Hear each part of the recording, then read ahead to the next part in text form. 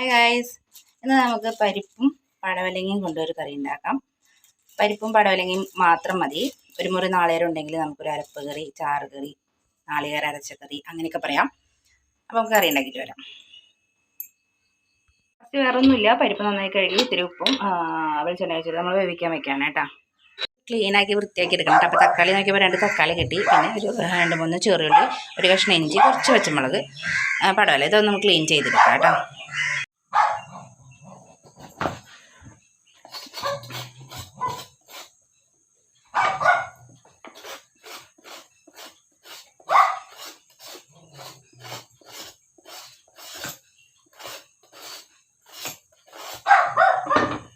എന്നിട്ട് നമ്മൾ പടവലങ്ങയുടെ തൊലി ഇങ്ങനെ കളഞ്ഞിരിക്കണം. ആ വെള്ള തൊലി നമ്മൾ കത്തി കൊണ്ടരിഞ്ഞ് തൊലി കളഞ്ഞിട്ട് നമ്മളിതിനെ 2 കഷ്ണമായിട്ട് ഇതിൻ്റെ ഉള്ളിലത്തെ ഉള്ളും കൂടി ക്ലീൻ ആക്കണം കേട്ടോ.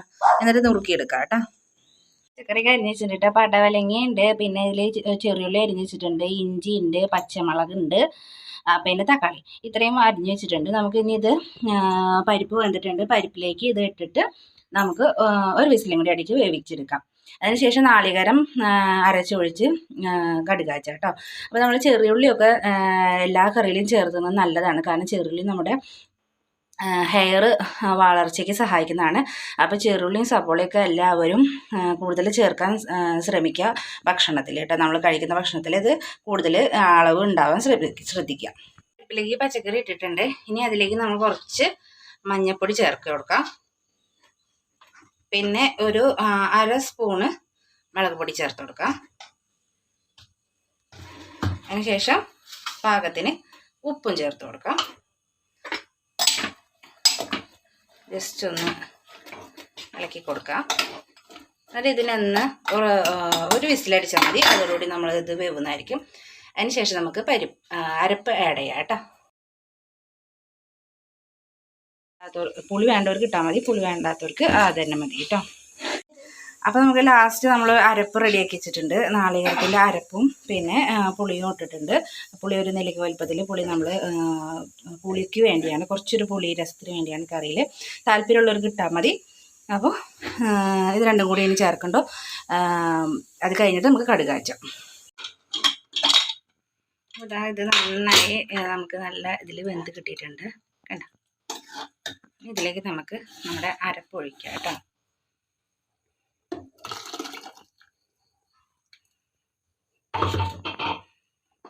നന്നായി ഇളക്കി കൊടുക്കാം. ജസ്റ്റ് ഒന്ന് തിളയ്ക്കണേ. നമ്മൾ ആ പുളിയുടെ അത് അങ്ങനെ തന്നെയാണ് ഇട്ട് കൊടുക്കുന്നത് കേട്ടോ.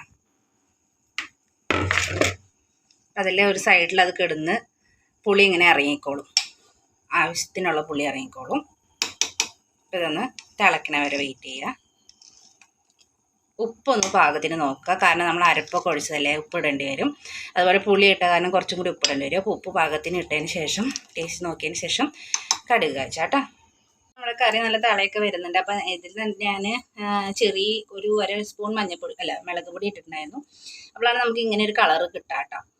അപ്പോൾ ഇനി ഇതിനും നല്ല കളർ വേണമെന്നുണ്ടെങ്കിൽ മുളക് പൊടി കുറച്ചും കൂടി ഇടാം, എരിവ് ഒക്കെ നോക്കിയിട്ടൊക്കെ. നമ്മൾ ഇതിനധികം എരിവ് ഉണ്ടാവില്ല, പച്ചമുളകിൻ്റെ എരിവ് ഉണ്ടാവും, അതുപോലെ തന്നെ കുറച്ച് മുളക് പൊടി ഇട്ടതിൻ്റെ എരിവാണ് ഉണ്ടാവുക കേട്ടോ.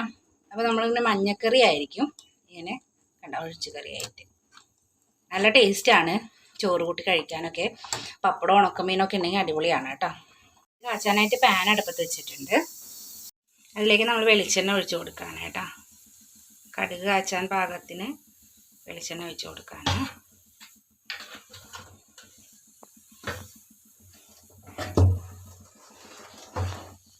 ഇതാണ് നമ്മുടെ കറി. അപ്പം ഇതിലേക്ക് കടുക് കാച്ചാം. വെളിച്ചെണ്ണ മൂത്ത് വരുന്നതോട് കൂടി കടുക് ഇട്ടാൽ മതി കേട്ടോ.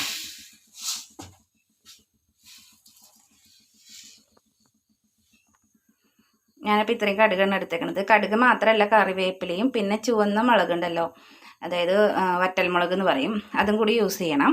ഇപ്പം ഞാനത് ഇന്നും ഇടുന്നില്ല, കാരണം അതിവിടെ ഇല്ലാത്തതുകൊണ്ടാണ് കേട്ടോ.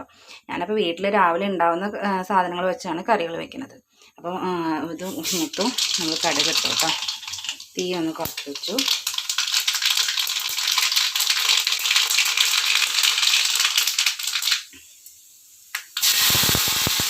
കറി വെച്ചു കേട്ടോ. നമ്മൾ അതിലേക്ക് താളിക്കുകയാണ്.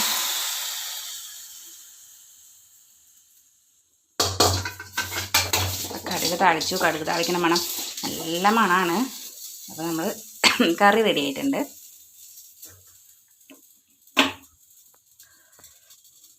അപ്പോൾ ഇതാണ് ഇന്നത്തെ നമ്മുടെ പരിപ്പ് കറി. പരിപ്പും പടവലങ്ങയും അരച്ച കറിയാണ് കേട്ടോ, അരിപ്പ് കറി. അപ്പോൾ എല്ലാവരും ട്രൈ ചെയ്യുക മാത്രമല്ല എനിക്ക് കമൻ്റ് ഇടാൻ മറക്കരുത്. എന്തുണ്ടെങ്കിലും കമൻ്റ് ഇട്ടോളൂ. ഇപ്പോൾ നല്ലതായാലും ചീത്തയായാലും നിങ്ങൾക്ക് കമൻ്റ് ചെയ്യാം.